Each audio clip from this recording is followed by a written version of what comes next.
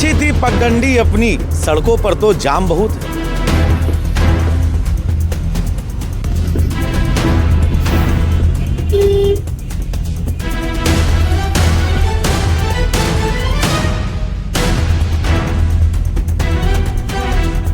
मुख्यमंत्री जी, उत्तर प्रदेश का बाराबंकी जिला और लखनऊ जिला, इन दोनों जिलों की सीमा पर स्थित है एक रिजॉर्ट, और वो रिजॉर्ट आपके वादे, आपके दावों और खासकर सड़क सुरक्षा की बातों को लेकर नियमों की धज्जियां उड़ाता हुआ नजर आ रहा है। एक तो वैसे भी जनता वीआईपी प्रोटोकॉल से बहुत परेशान है, लेकिन उसके बाद इस तरीके के कार्यक्रम जिससे आम जनता को नुकसान झेलना पड़ रहा है। उस रिजॉर्ट ने 1, 2, 3, 4 नहीं बल्कि कई सैकड़ा वाहन सड़कों पर पार्किंग बनवा दी।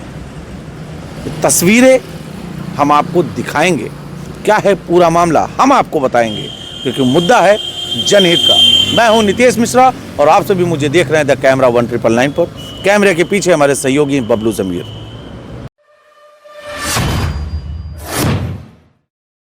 लखनऊ की सड़कों पर आज एक अलग ही अंदाजा देखने को मिला, एक अलग ही अंदाज देखने को मिला।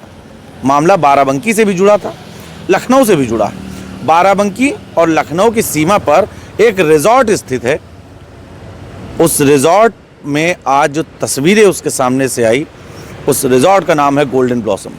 संभवतः वहाँ कोई वैवाहिक कार्यक्रम था या अन्य कोई भी पार्टी थी, लेकिन इन तमाम कार्यक्रमों को लेकर जिस तरीके से वहाँ ट्रैफिक नियमों की, एनएच के नियमों की और इसके साथ ही सड़क सुरक्षा की दावों की जो हालत खस्ता की गई, वो हम इसलिए कहेंगे क्योंकि तस्वीरें आप समानांतर तौर पर देख रहे हैं।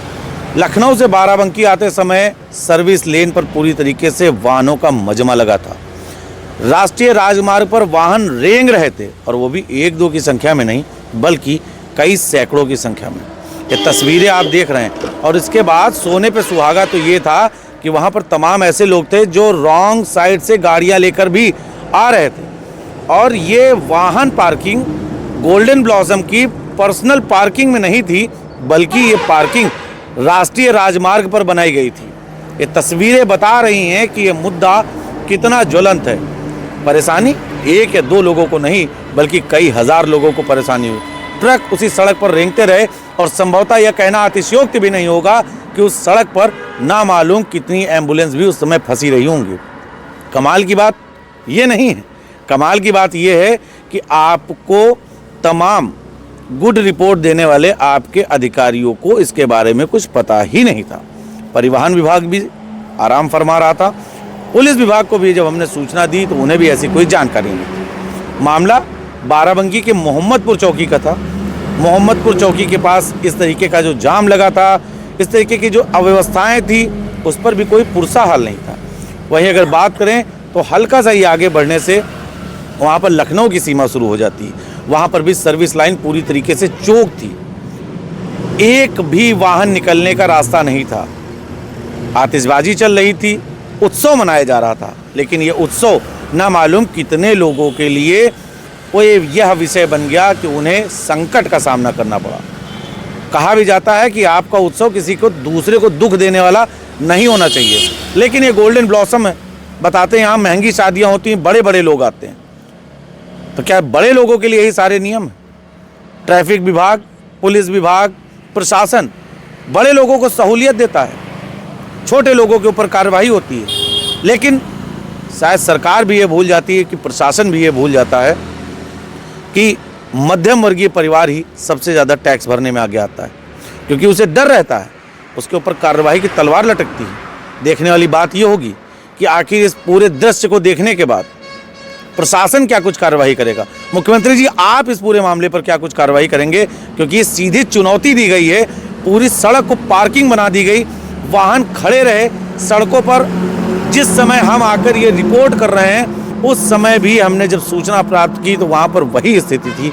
लेकिन सोचने वाली बात है कि इस प्रकार से सड़क पर इतने खुलेआम वाहनों की पार्किंग लगवा देना, सर्विस लेन को पूरी तरीके से चौक कर देना, मुख्यमंत्री जी नियमों को किस तरीके से धज्जियां उड़ाई गई हैं, ये एक विचारणीय बिंदु है।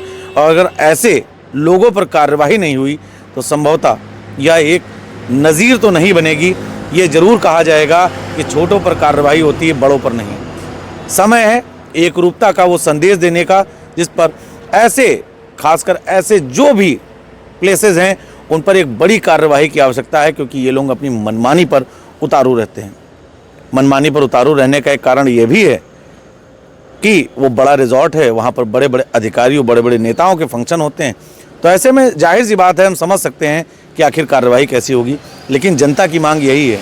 मैं स्वयं प्रत्यक्षदर्शी हूँ, मैं स्वयं उस जाम में 1 से सवा घंटा फंसा रहा, ट्रकों के बीच में कतारें लगी रही, लेकिन कोई वहाँ पर मौजूद नहीं था, ना कोई प्रशासन का मौजूद था, ना ही गोल्डन ब्लॉसम के द्वारा किसी प्रकार से प्राइवेट ऐसी सिक्योरिटी लगाई गई थी जो वाहनों को सही ढंग से खड़ी करवा सके।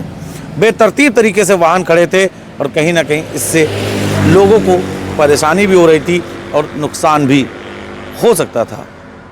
ईश्वर गनीमत करे कि कोई नुकसान ना हो, हादसे में किसी की जान न जाए, लेकिन कहीं ना कहीं ये मामला सड़क सुरक्षा से जुड़ा हुआ है और ऐसे में अधिकारियों की संवेदनशीलता दिखानी पड़ेगी, कार्रवाई करनी पड़ेगी, एक सबक देना पड़ेगा। हाल फिलहाल ये हमारा मंतव्य, देखने वाली बात होती है कि इस पूरे मामले पर क्या कुछ कार्रवाई होगी। कैमरा सहयोगी बबलू जमीर के साथ द कैमरा 199 के लिए मैं नितेश मिश्रा।